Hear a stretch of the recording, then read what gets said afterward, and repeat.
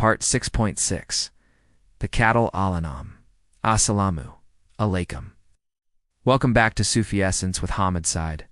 We continue our profound journey through the majestic Surah Al-An'am with an expanded and more comprehensive exposition of verses Kanzul Iman, Quran, the cattle, 651 to Kanzul Iman, Quran, the cattle, 6260. These passages are a powerful and direct confrontation with the psychological and spiritual state of the disbeliever. They meticulously peel back the layers of deception and denial, revealing the ultimate reality that awaits those who invent lies against Allah and deny His verses. This part will take us on a solemn journey to the Day of Judgment, showing us the futility of their fabrications and their ultimate helplessness. We will dissect the theological arguments within these verses, explore their profound Sufi implications, and confirm their teachings with the timeless wisdom of the prophetic traditions. Section 1. The Divine Warning and the True Companionship. The verses that form the foundation of our initial discussion in this segment are as follows. Kanzul Iman, Quran, the cattle, 651. And warn with it those who fear that they will be gathered to their Lord. For them there will be no protector or intercessor besides Him, that they might become righteous. This verse, Kanzul min Quran, the cattle, 651, provides a profound directive for the Prophet, peace be upon him, and all who convey the message of the Quran.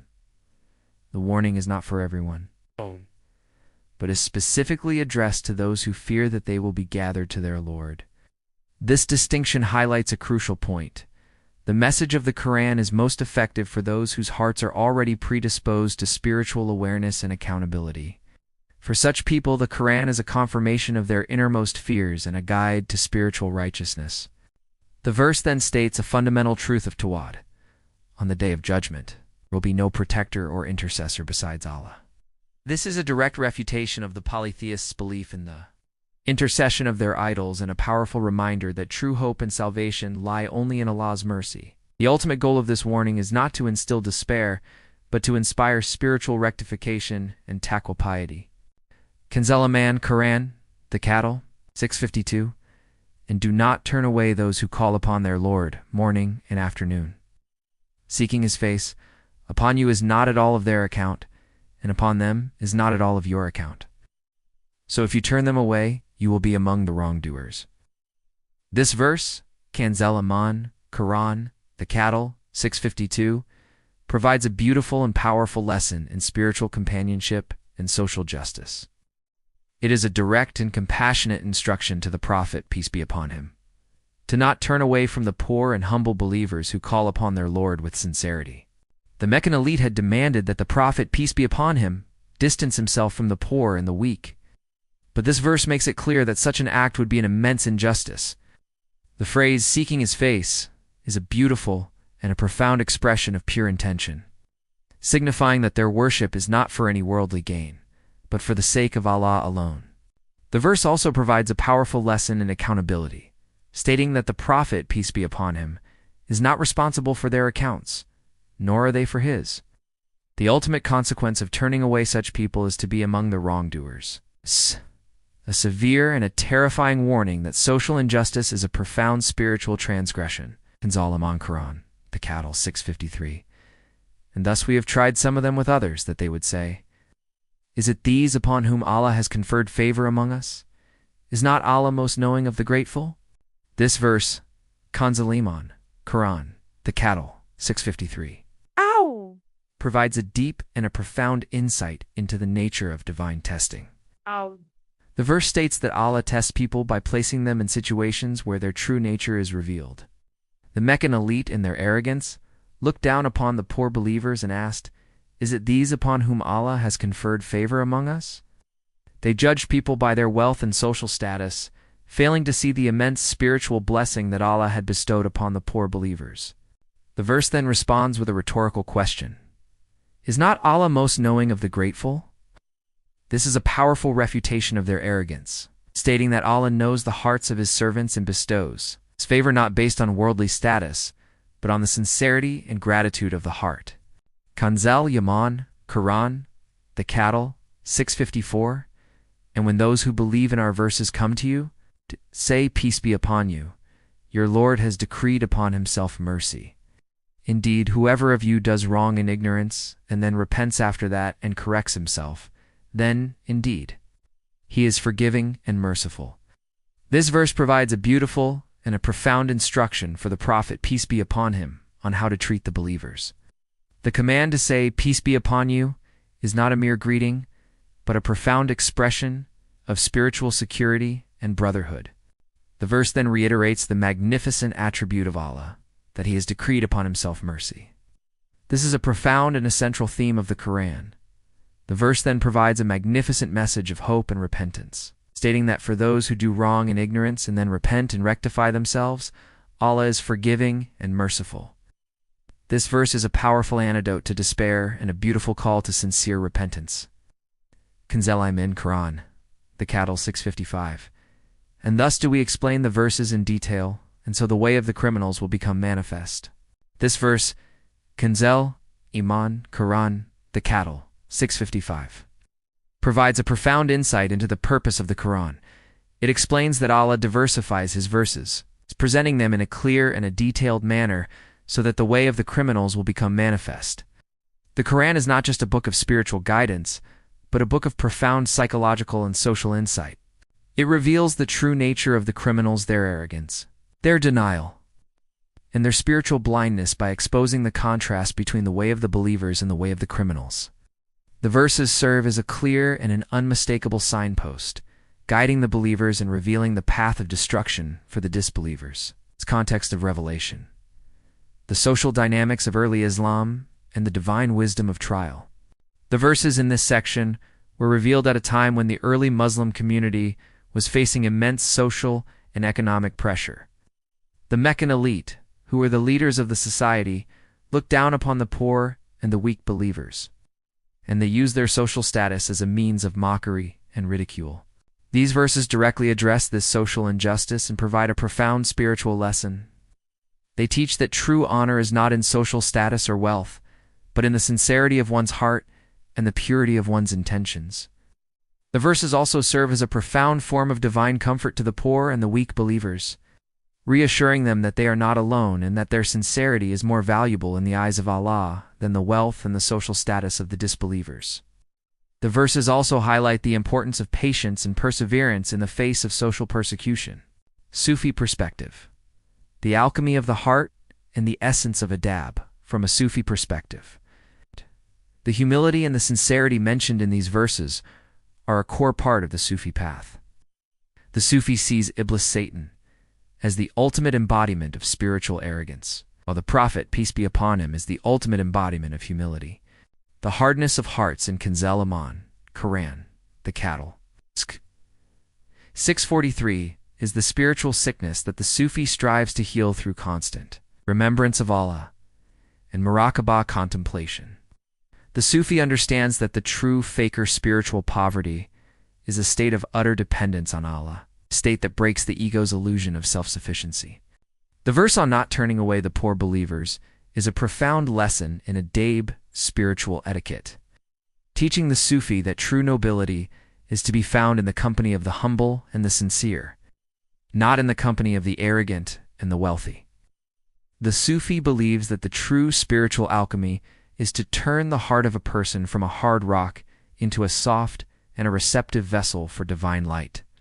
Commentary from Ziya-ul-Quran, the wisdom of divine retribution. The Ziya-ul-Quran commentary provides a deep scholarly analysis of the psychological and spiritual dimensions of these verses. The commentator explains that the phrase, "but instead, to him alone you will call," is not just a rhetorical question, but a profound statement of divine truth that exposes the ultimate hypocrisy of the polytheists. He provides a detailed explanation of the divine wisdom behind the seizure of nations, explaining that the hardship was a form of tazkir, a reminder, and a chance for repentance. The commentary also provides a deep analysis of the verse on the unexpected suddenness of divine punishment, explaining that it is a direct consequence of their spiritual heedlessness. The commentator beautifully articulates how the verses serve as a warning to the believers to be patient and to not fall into despair when faced with the arrogance and denial of the disbelievers. Hadith, with reference the rewards of sincerity and the dangers of arrogance. The Prophet, peace be upon him, taught with profound wisdom on the themes of these verses, emphasizing the importance of humility and the immense reward of seeking the company of the sincere. The Prophet, peace be upon him, taught, there are 3 qualities that if a person has them, he will taste the sweetness of faith, that Allah and His Messenger are more beloved to him than anything else, that he loves a person only for the sake of Allah, and that he hates to return to disbelief after Allah has saved him from it, as he hates to be thrown into the fire. This hadith is found in Sahih al-Bukhari, hadith number 16. This profound hadith directly relates to the sincerity and purity of intention mentioned in Kanzul Iman Quran, the Cattle, 652. It shows that the true sweetness of faith is not in worldly gain, but in a state of pure and unadulterated love for Allah and His Messenger, peace be upon him. The Prophet, peace be upon him, also taught, the one who has an atom's weight of pride in his heart will not enter paradise. A man said, but what if a man likes his clothes and his shoes to be good? The Prophet, peace be upon him, said, verily Allah is beautiful and loves beauty. Pride is to reject the truth and to despise people. This hadith is found in Sahih Muslim hadith number 91. This profound hadith provides a direct commentary on the arrogance of the Meccan elite mentioned in Kanzul Iman Quran, the Cattle, 653. It reveals that the true meaning of pride is not in one's appearance, but in one's spiritual state, to reject the truth and to look down upon others. This hadith is a powerful lesson for all who seek to purify their hearts from spiritual arrogance. Section 2. The Truth. The Warning. In the final call, we now continue our journey through Surah Al-An'am, examining the verses that delve into the profound consequences of disbelief and the ultimate reward of a life of faith. Kanzul Iman, Quran, the Cattle, 656. Say indeed, I have been forbidden to worship those you call upon besides Allah. Say, I will not follow your desires, for if I did, I would have gone astray and would not be among the rightly guided. This verse, Kanzul Iman, Quran, the Cattle, 656, is a powerful and an uncompromising declaration of Tawad by the Prophet, peace be upon him. It is a direct and a decisive refutation of the polytheist's demands for him to compromise on his faith. The Prophet, peace be upon him, openly states that he has been forbidden to worship those you call upon besides Allah. The verse then provides a profound statement of spiritual integrity, where the Prophet, peace be upon him, states that if he were to follow their desires, he would have gone astray and would not be among the rightly guided. This verse teaches the believer that there can be no compromise on the matter of faith, and that the path to salvation is an unwavering adherence to the divine revelation. Kanzul Iman Quran, the Cattle, 657. Say indeed, I am on clear evidence from my Lord, and you have denied it. I do not have that for which you are impatient. The judgment is only for Allah. He relates the truth, and He is the best of judges. This verse, Kanzul Iman, Quran, the Cattle, 657, is a powerful and a direct confrontation with the disbelievers' demands for immediate punishment. The Prophet, peace be upon him, states that he is on a clear evidence from my Lord, and that they have denied it. The phrase clear evidence is a profound statement of certainty and a direct refutation of their claims that his message is based on conjecture or falsehood. The verse then addresses their demands for immediate punishment, stating that he does not have the power to bring it. The judgment, the verse says, is only for Allah, and He is the best of judges. This verse is a powerful lesson in patience and reliance on Allah, teaching the believer that the final judgment is not in their hands, but in the hands of the Creator. Kanzul Iman, Quran, the Cattle, 658. Say, if I had that for which you are impatient, the matter would have been decided between me and you, and Allah is most knowing of the wrongdoers. This verse provides a powerful and a profound continuation of the previous verse's argument. It states that if the Prophet, peace be upon him, had the power to bring about the punishment, the matter would have been decided between me and you, and there would be no more delay. The verse highlights the immense mercy of Allah, who in His infinite wisdom delays the punishment to give the wrongdoers a chance to repent. The verse concludes with a profound statement of divine knowledge. And Allah is most knowing of the wrongdoers, a subtle warning that their denial and their actions are known to Allah in their entirety. Kanzul Iman, Quran, the cattle, 659, and with him are the keys of the unseen. None knows them but he, and he knows what is on the land and in the sea. Not a leaf falls, but that he knows it. And no grain is in the darkness of the earth, and no moist or dry thing, but that it is written in a clear register.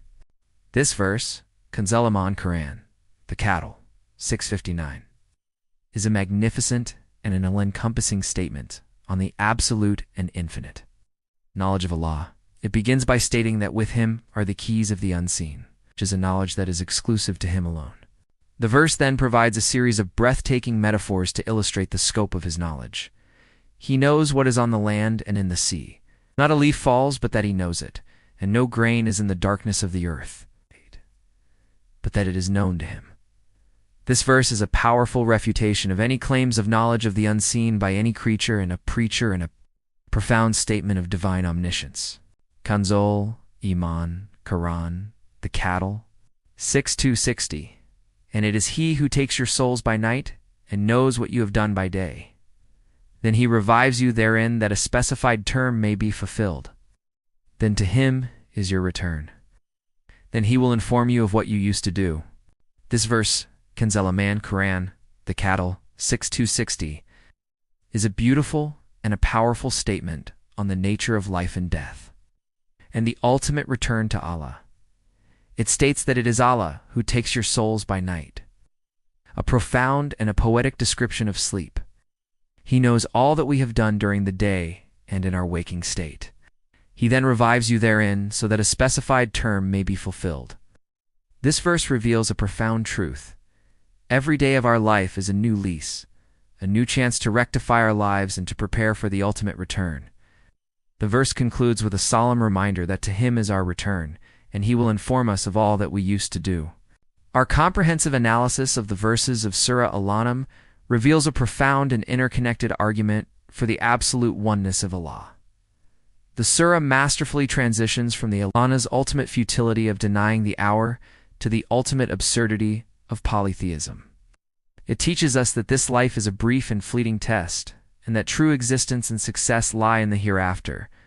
The verses beautifully illustrate the nature of spiritual blindness, which is a consequence of willful denial, and they offer a profound lesson on the interconnectedness of all living things. The powerful and direct challenges to the polytheists in these verses serve as a timeless lesson for all who seek to remove the veil of heedlessness from their hearts, and to return to the singular and everlasting light of Tawhid.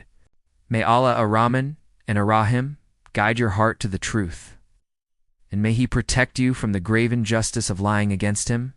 May He grant you the insight to recognize the subtle lies of the ego and the strength to purify your heart from all forms of spiritual deception. May He make your intellect a beacon of truth and your words a testament to the honesty of your faith. May you be among those who are not just saved from the punishment of the fire, but are also granted the clear success of His mercy. May He make your life a continuous journey of spiritual rectification, so that your final moment is one of profound truth and submission. May He make your channel a source of immense benefit for all who seek truth, and may you be granted the company of the righteous. May your final abode be the highest station of paradise, where you may be honored to gaze upon His glorious face. May the peace and blessings of Allah always be upon you, and may you be granted unwavering steadfastness on the path of truth.